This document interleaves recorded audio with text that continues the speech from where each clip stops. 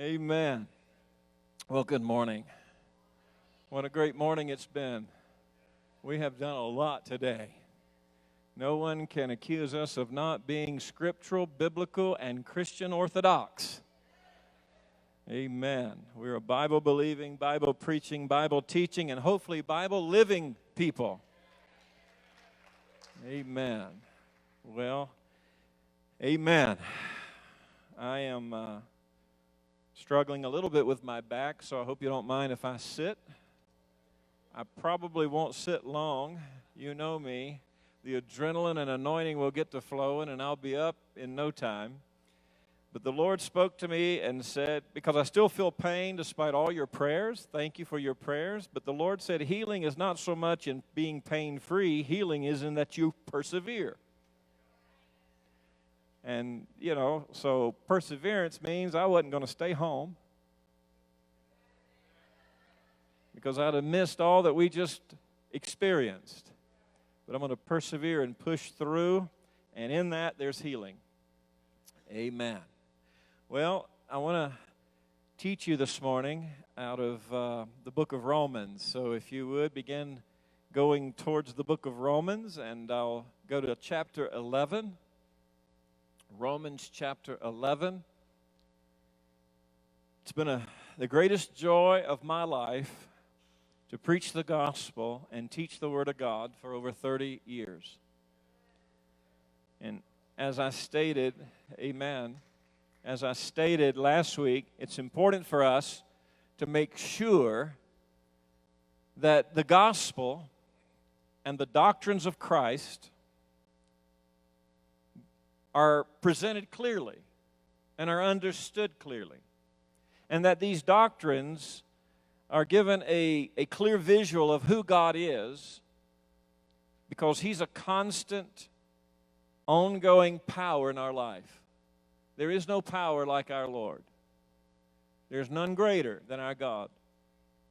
And so in giving clear presentation of the gospel and giving clear teaching of doctrines of Scripture, we're able to give a clear visual of who God is as our constant in our church community from week to week. In this series that we're in, that we began last week, it is on what we believe, the essentials of the Christian faith. And my desire in this series is for each of you to become confident in your understanding of Scripture and that you're able to give a good defense for your faith. I believe we live in a day when Christians do not know what they believe, and therefore they do not know how to discuss what they believe in an intelligent way. How many of you know that though we're filled with the Spirit, He gives us the spirit of wisdom and knowledge? Come on, are you out there? And so we need to be able to defend the faith. We need to be able to stand up for Christ in a way that's going to be loving, but also convincing. The ultimate goal, however, is not to fill your head with information. Rather, it is to practice such information over and over in our lives so that it produces the formation of Christ in us. How many of you know that's what the purpose of doctrine is? It's to know something that's actually going to move from being information to becoming revelation so that it produces transformation. That's the purpose in our teaching and our preaching. So last week we took time to define what it means to be reformed, to be evangelical, and to be continuationist. I hope that you understood it. I hope that you were clear on it. And if you weren't here last week, I want to encourage you to go to the website and to listen to last week's message. But I hope you're all clear on these things, and we'll allude to them over time because it's important to know who we are, and therefore what we believe, and then how we live. So today we're going to discuss what we believe about the nature of God. Father, Son, and Holy Spirit. Let's pray. So Lord, I pray over the next few moments that you'll lead us and guide us into truth. Truth that doesn't just fill our heads, but rather transforms our hearts. Truth that transforms. so that we can represent you well in this world, and we can look like you, we can talk like you, we can be like you. Father, you are everything to us. We honor you this morning with Bible teaching and preaching. We honor you today with receiving what you have to say to us. So I pray you'd clear our hearts and minds from the things that are outside these walls and outside these doors, that, Lord, we'll not be distracted by what's coming. But, Lord, we'll give you our undivided attention this morning, and may our hearts grow as a result. In Jesus' name we pray. And everyone said, amen. Let me read you Romans 11:33 through 36. Oh, the depth of the riches, both of the wisdom and knowledge of God. How unsearchable are his judgments and unfathomable are his ways. I not only have a bad back, I have a dry mouth. Please, no one get me water. I'm okay. For who has known the mind of the Lord, or who became his counselor, or who has first given to him that it might be paid back to him again? For from him and through him and to him are all things. To him be the glory forever. Amen. Amen. What do we believe about the nature of God? What do we believe about the Father, the Son, and the Holy Spirit? Well, the first thing that I want you to fully embrace and comprehend is that there is only one God. Only one God. Both the New and the Old Testaments declare there is only one God. Not just one God for this universe or several gods united in one purpose, but one God, period. Both Judaism and Christianity are clearly monotheistic. Listen to these scriptures and take them in as I read them. Deuteronomy 6:4 and 5 says, Hear, O Israel, the Lord is our God, the Lord is one. Say one. And you shall love the Lord your God with all your heart and with all your soul and with all your might. The Lord our God is one, the scriptures declares. Isaiah 43:10 says, You are my witnesses, declares the Lord, and my servant whom I have chosen, in order that you may know and believe me, and understand that I am he. Before me there was no God formed, and there will be none after me. James 2:19, You believe that God is one, you do well. The demons also believe and shudder. They shudder at the idea that God is God and there is no other. They shudder at the idea that God is one. And we declare today God is one. 1 Corinthians 8:4 and 6. Therefore, concerning the eating of things sacrificed to idols, we know that there is no such thing as an idol in the world, and that there is no God but one. Yet for us there is but one God, the Father, from whom are all things, and we exist for him, and one Lord, Jesus Christ, by whom are all things, and we exist through him. Hallelujah. 1 Timothy 2:5 and 6. For there is one God, say one, and one mediator also between God and men, the man Christ Jesus, who gave himself as a ransom for all, the testimony born at the proper time. One God we believe. From these few verses, it is clear there was only one God, according to the Jewish as well as the Christian theology. This is our starting point. This is where we begin. God is one. Say that with me. God is one. Yet, the Father, the Son, and the Holy Spirit are all God. Yet, the Father, the Son, and the Holy Spirit are all God. This too the Bible teaches. In fact, the Bible teaches all three of these divine persons are equally divine. Let's look at some of the ways that the Father, the Son, and the Holy Spirit are all divine and all are God. First, in their omnipotence. Omnipotence simply means being all-powerful. We know that God is all-powerful. But we also know that God the Father and God the Son and God the Holy Spirit, three persons in one, are all equally omnipotent, all equally powerful. This is the first characteristic of deity. It's possessed by all three of the persons of the Trinity. Say Trinity. This is what we are now talking about, the triune God. One God, but triune in personality. And there are scriptures that indicate to us that the Father is omnipotent, that the Son is omnipotent, and that the Holy Spirit is omnipotent. Isaiah 64:8 speaks concerning the Father. It says, "But now, O Lord, thou art our Father, we are the clay, you are the potter, and all of us are the work of your hand." In other words, God the Father is omnipotent over our lives. With regard to the Son, John 1:3 says, "All things came into being by him," Jesus, the Word, "and apart from him nothing came into being that has come into being." Jesus, the Son, is equally omnipotent as the Father is. Powerful. And we all exist because of the Father, but we also exist because of the Son. Isn't that amazing?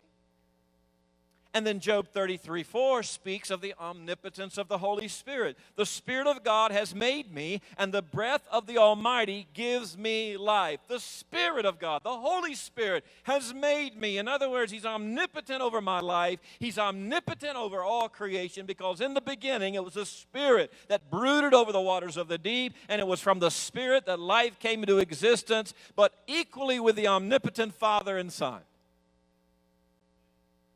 I don't want to lose you. Are you still on board?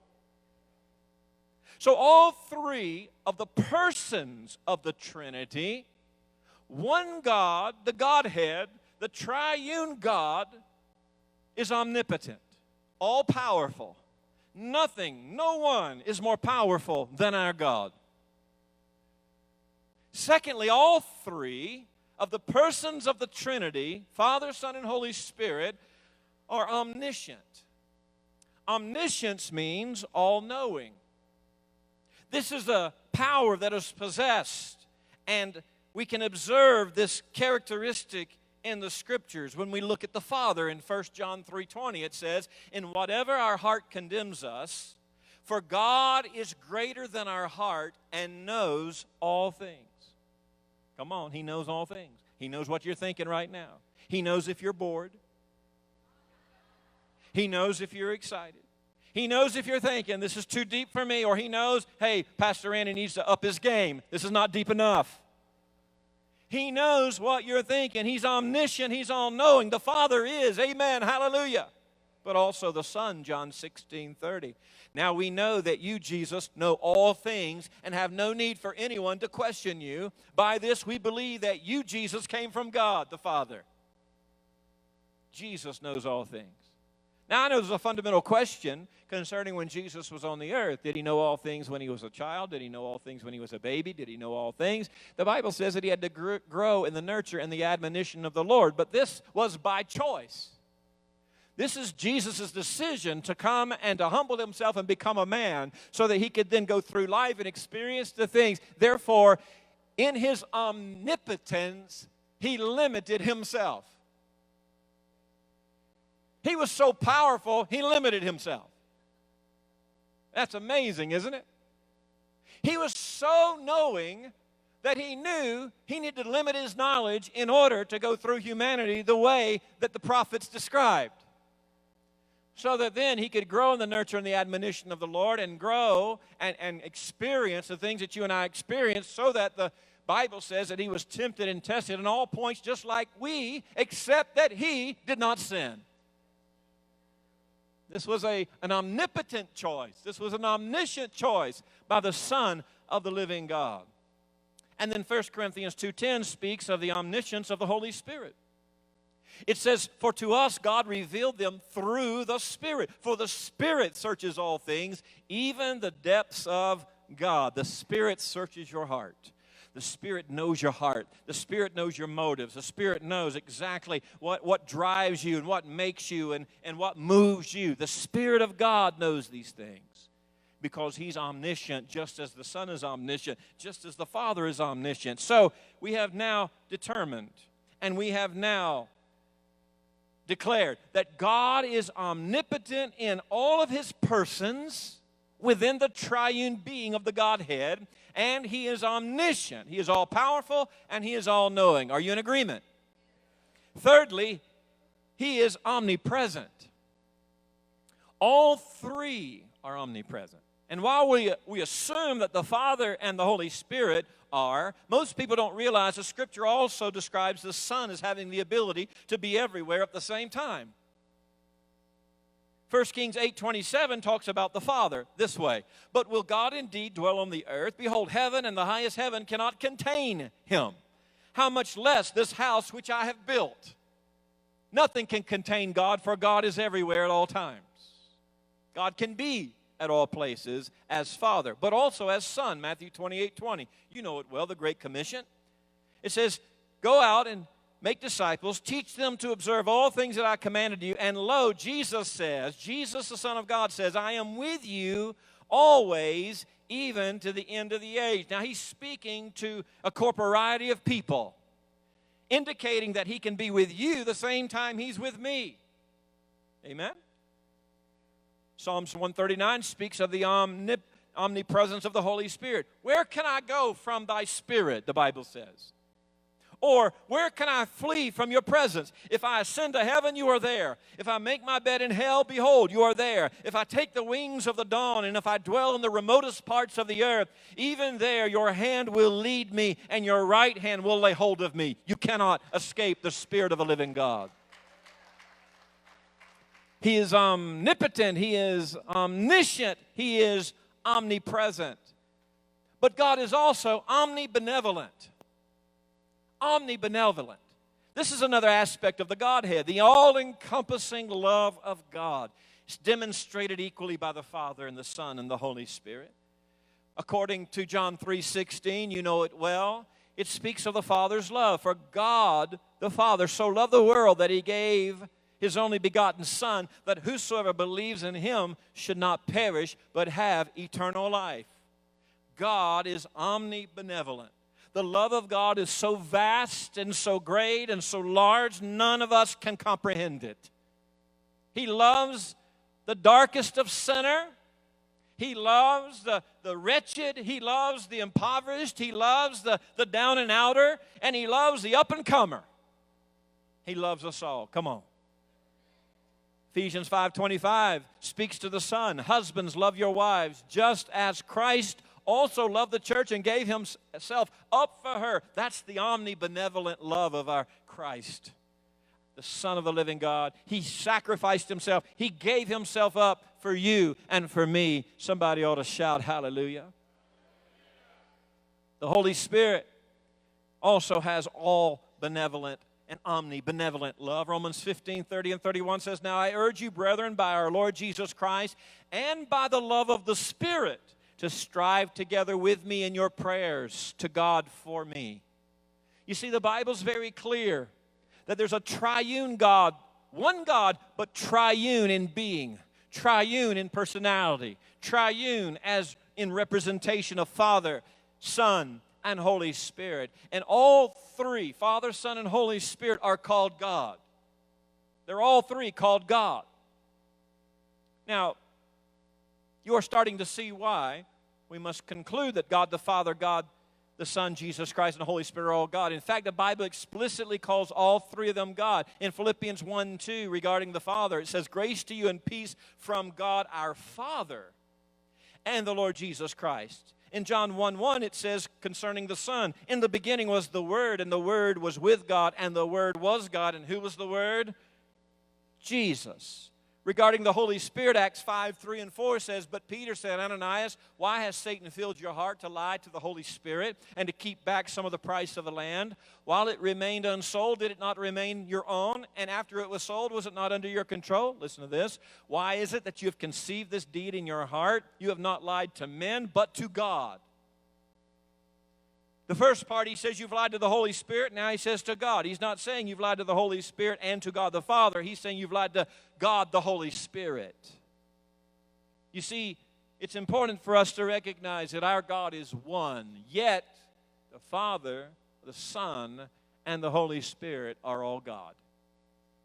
You got it? Okay?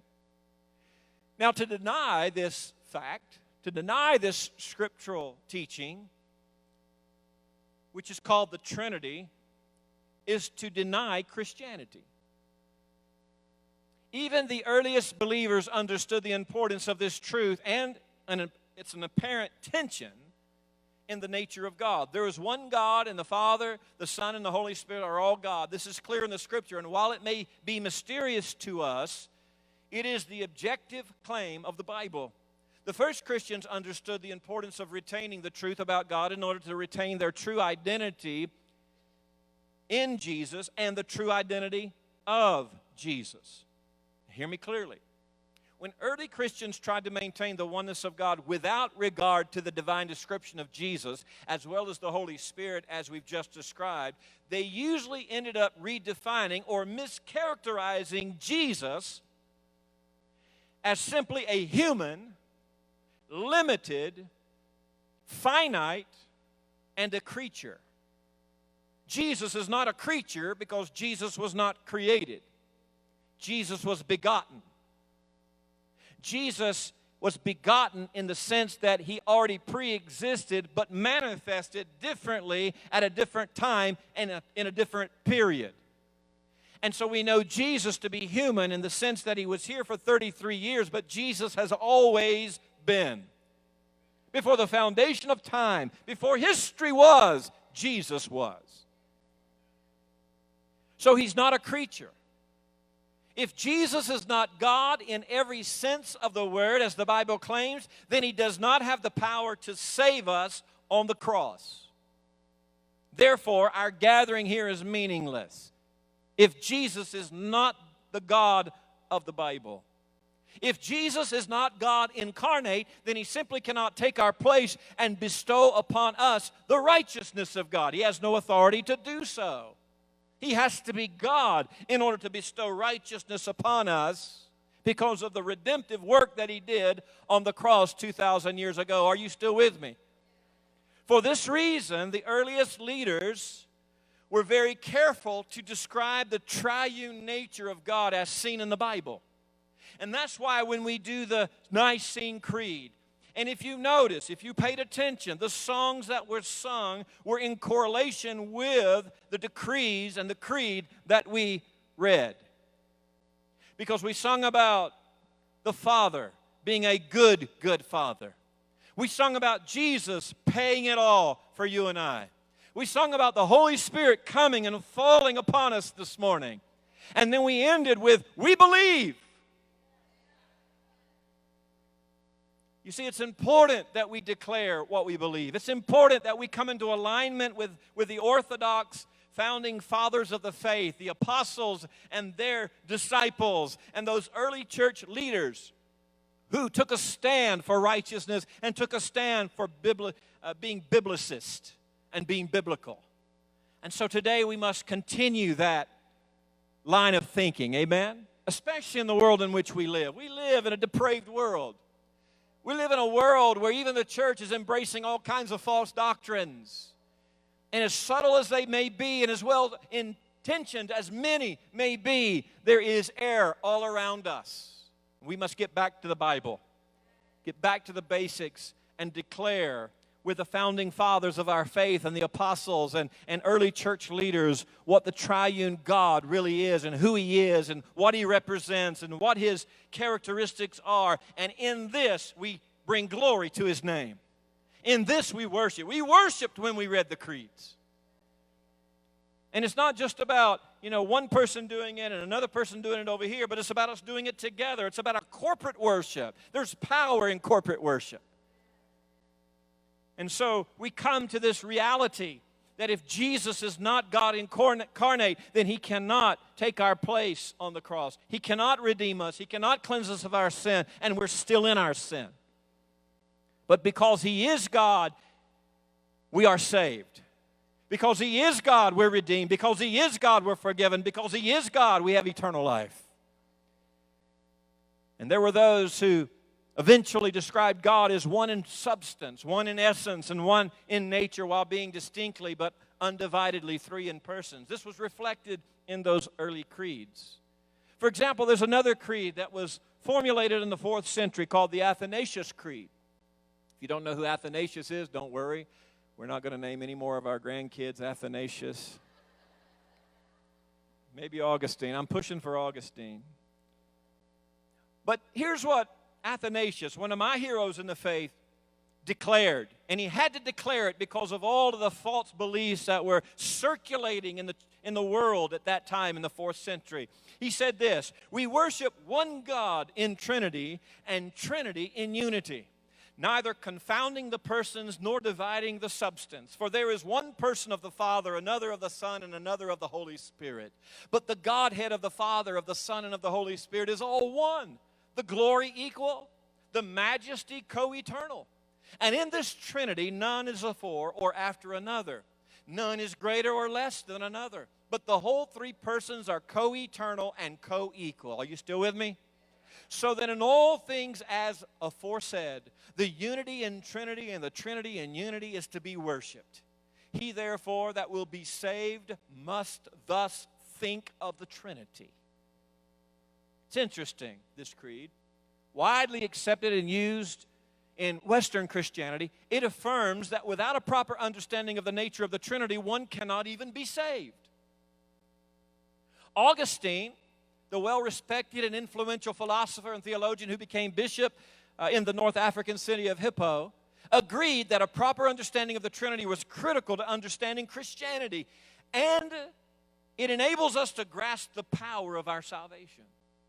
This is what he said: "And I would make this pious and safe agreement in the presence of our Lord God with all who read my writings, as well as in all other cases, as above all, in the case of those which inquire into the unity of the Trinity, of the Father and the Son and the Holy Spirit, because in no other subject is error more dangerous, or inquiry more laborious, or the discovery of truth more profitable." In other words, he was saying it is important that we believe right regarding the Trinity, that we believe right regarding the nature of our God, Father, Son, and Holy Spirit. Somebody give me an amen while I wipe my nose. So these early church fathers, they were pretty sharp. And we need to understand what they were saying and why they were saying it. And the days are no different than the days back then. All around us is false philosophy and false theology. All you got to do is tune in to TV for just about 5 minutes and you can find it.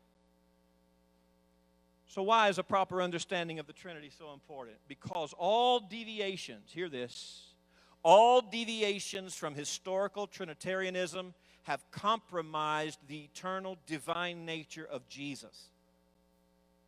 It's that simple. Anytime people start looking at Jesus as a mere man, we have a problem. Over the course of history, several groups have mischaracterized the Trinity and therefore mischaracterized the true nature of Jesus.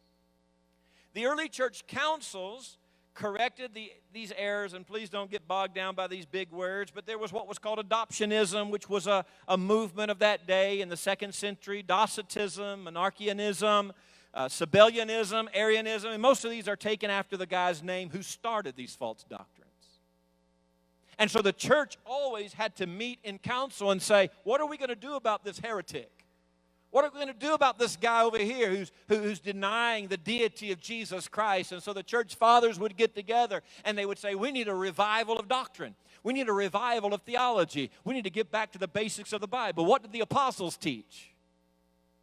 And how many of you know that's important for us?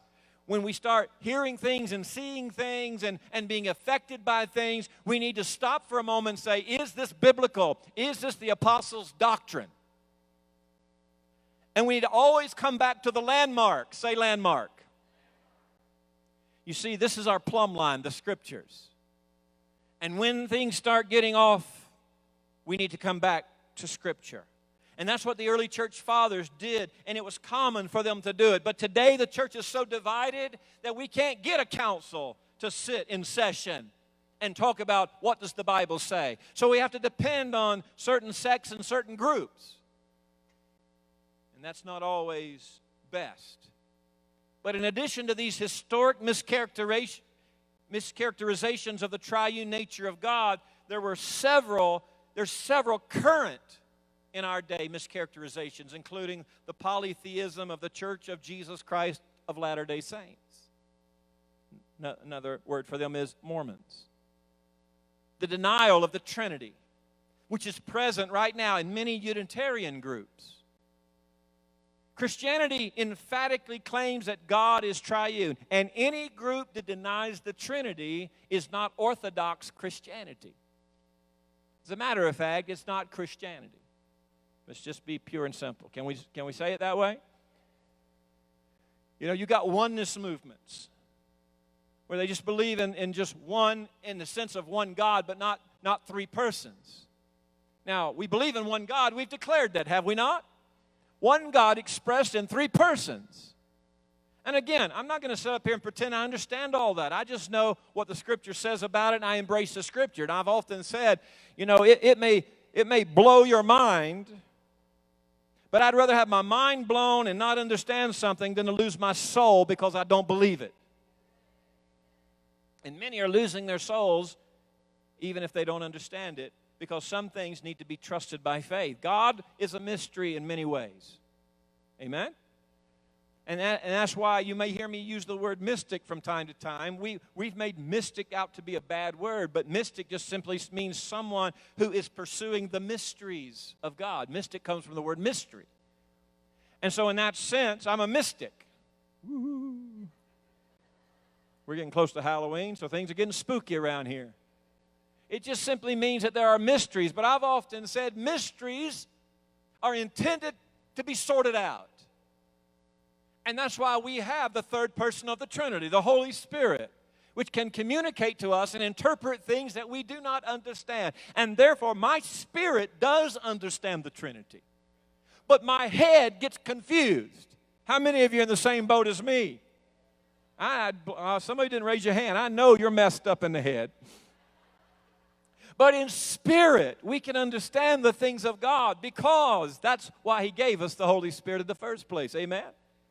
So in that sense, we're all mystics in that sense. But it's not about three gods. It's not 1 + 1 + 1 = 3. It's about three distinct persons within the Godhead. And here's how you do that. 1 times 1 times 1 equals what? 1. There you go. And once someone moves from the description of God, which is one in substance but three in persons, distinct but undivided, he or she has simply moved away, as I've already said, from Orthodox Christianity. So this belief may find a home in some other worldview, but it's no longer a reflection of the Christian worldview. Now, is the triune nature of God reflected in His creation? That's one of the questions I want to close out with. You see, the concept of the Trinity is incredibly difficult to grasp. In large part, as I've said, it's completely mysterious and impossible for us to understand or even communicate thoroughly. But would you really expect anything less? Would you really think God could be so easily grasped or described? It's hard to describe God, is it not? It is reasonable to expect limited creatures such as humans like you and I to be able to completely understand and render the nature of an incredibly vast and powerful being in an appropriate way. Perhaps this is why the triune nature of God is difficult to understand and a challenge to communicate to others. Many metaphors have to be used. That's why the Bible's full of metaphors, because, you know, we have to be able to at least come close to understanding who God is and what God is like. That's why there's a lot of like in the Bible. A lot of metaphor, a lot of figurative language, because we can't comprehend things that we don't know exist. So these many metaphors have been attempted over the years, but most are simply a poor reflection of the truth of God's nature. But there's some evidence for the triune nature of God in the world around us. If we look at the nature of our universe and we even look at our own bodies, we do see the fingerprints of a triune God. And that really should come as no surprise to us, given the fact that God is the creator of everything and he puts himself into everything, right? He makes an imprint, an indent on everything of his nature. And therefore, it becomes a reflection of his nature. And this is another way in which God teaches us from his word, but within the context of his creation. For example, Genesis 1:1 says, in the beginning God created the heavens and the earth. And then Genesis 1:27, it says, and God created man in his own image. In the image of God he created him, male and female, he created them. All right? So with that as foundational to the creational aspect of this, if God's creation reflects his nature, then we might expect to see this in the nature of the universe, as well as in the nature of human beings. For example, let's look at the triune nature of the universe. Are you still out there? All right. I don't want to just get caught up in my own world here. I want you to join me in it. The triune nature of the universe. Hear this. Science tells us the universe in which we live is finite and had a single point of origin. We already knew that. Science continues to confirm the fact there was a point of cosmological singularity, often called the Big Bang. Scientists describe this event as the beginning of all space, time, and matter.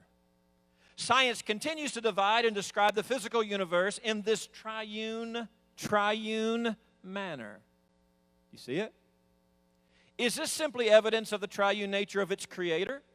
It's interesting to note that each of these three properties of the universe are also triune within their own nature.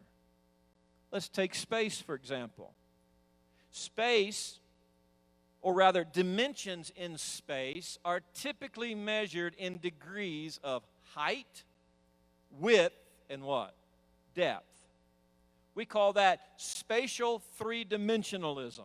And these are big words, but don't miss the point. The point is the nature of God in his creation. So in space, it is measured in height, width, and depth. There's the triune nature of God in space. How about time? Time is typically understood as it relates to the past. All right, there you go. Past, present, and future, which is temporally three dimensions. And then we got matter. Matter is typically measured and divided into categories of solid, liquid, and gas. Categorically three-dimensional. So you got spatial three-dimensional, you've got temporally three-dimensional, and categorically three-dimensional, all within the context of the triune nature of God in the universe. Now think about that. Space, time, and matter. God's nature is imprinted on his creation.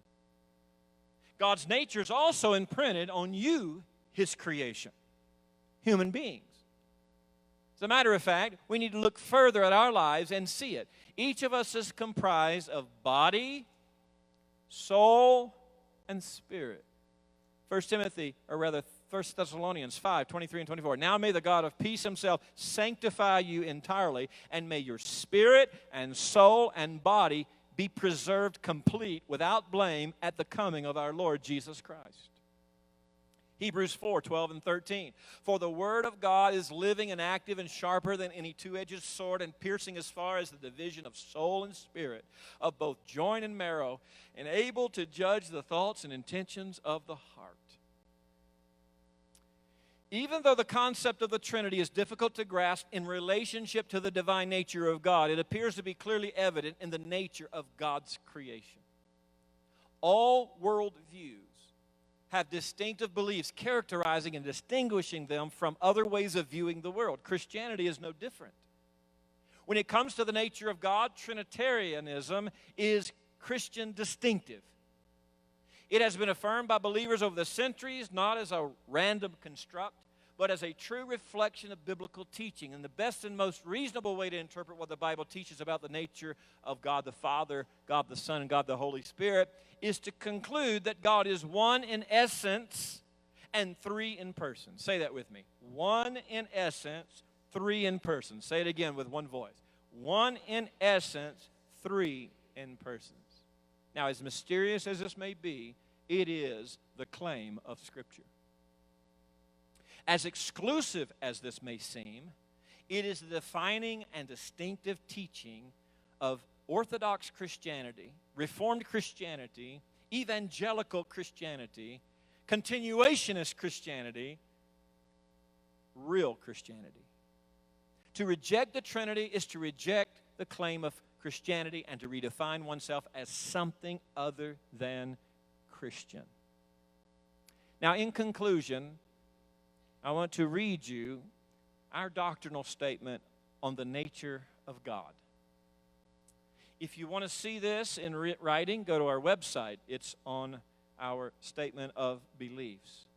But as a church, sometimes it's important for us to vocalize and declare what we believe rather than just assume it. Right? How many of you know when you assume things,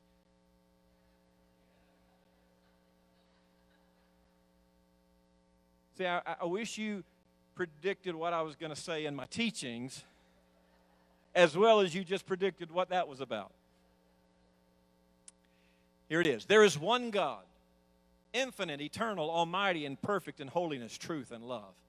In the unity of the Godhead, there are three persons, Father, Son, and Holy Spirit, coexistent, co-equal, co-eternal. The Father is not the Son, and the Son is not the Holy Spirit, yet each is truly deity. One God, Father, Son, and Holy Spirit is the foundation of Christian faith and life. God is triune.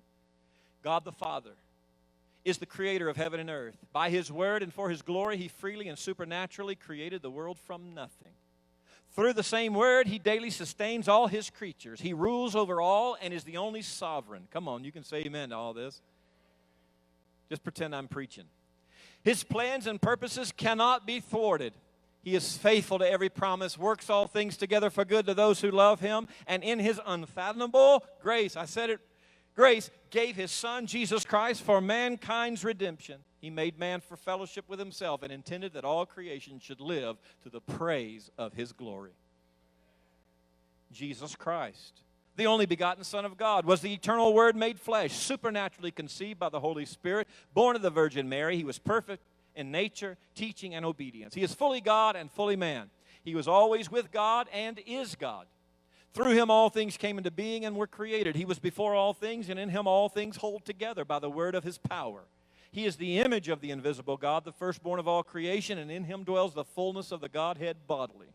He is the only Savior for the sins of the world, having shed His blood and died a vicarious death on Calvary's cross. By His death in our place, He revealed the divine love and upheld divine justice, removing our guilt and reconciling us to God. Having redeemed us from sin, the third day He rose bodily from the grave, victorious over death and the powers of darkness, and for a period of 40 days appeared to more than 500 witnesses, performing many convincing proofs of His resurrection.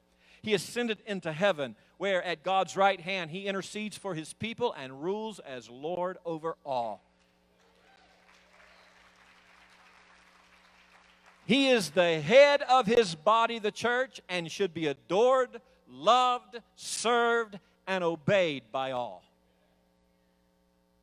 The Holy Spirit, the Lord and giver of life, convicts the world of sin, righteousness, and judgment, something we often overlook in lieu of the gifts. Through the proclamation of the gospel, He persuades men to repent of their sins and confesses Jesus as Lord, His primary role on behalf of the Godhead. And by the same Spirit, a person is led to trust in divine mercy. The Holy Spirit unites believers to Jesus Christ in faith, brings about the new birth, and dwells within the regenerate. The Holy Spirit has come to glorify the Son, who in turn came to glorify the Father. He does not speak of Himself, nor demands any kind of praise or glory, but He will lead the church into a right understanding and rich application of the truth of God's Word. He is to be respected, honored, and worshiped as God, the third person of the Trinity.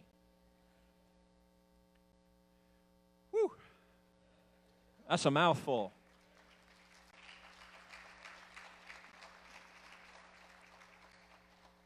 Nobody can go to our website. Nobody can pick up a brochure. Nobody can read what we believe and confuse us with anything other than Orthodox Christianity.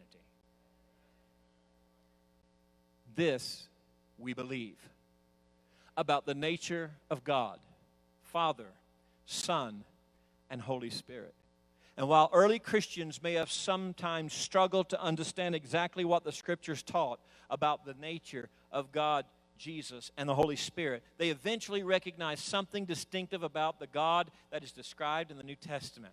The God of Christianity has a triune nature, and His character is reflected in His creation, and the Bible teaches two truths: that there is only one God, and God the Father, God the Son, and God the Holy Spirit are all that same one God. Hallelujah. Give God praise, will you?